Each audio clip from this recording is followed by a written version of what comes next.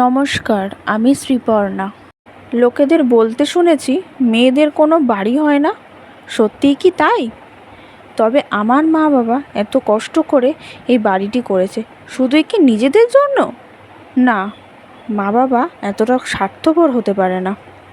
জানো তো, এই ঘরটা না আমার এক টুকরো স্বর্গ, যাকে আমি ভীষণভাবে যত্ন করে গুছিয়ে রাখি। হ্যাঁ জানি, বাড়িটি পুরো কমপ্লিট না, তবুও বিন্দু বিন্দু থেকেই তো সিন্ধু তৈরি হয় না। হ্যাঁ, আমি ঘরকোণে। হ্যাঁ, আমি নিজের মতন থাকতে পছন্দ করি। তবে জীবনে এমন কিছু মানুষের সম্মুখীন হয়েছিলাম যার প্রতিটি কথা জানে এই ঘর, আমার এই ঘরের দেওয়ালগুলো। হয়তো এই ঘরের চার দেওয়ালগুলো জানে বলেই কোনো মানুষের সামনে আজ আমি হাসির পাত্র না। কোনো মানুষকে যদি বিশ্বাস করে কথাগুলো বলতাম, আজ তারাই আমার পেছনে আমার নামেই কথা বলতো। তাই তো জীবনে মানুষ কম থাক, কিন্তু স্বার্থপর মানুষ না থাকুক।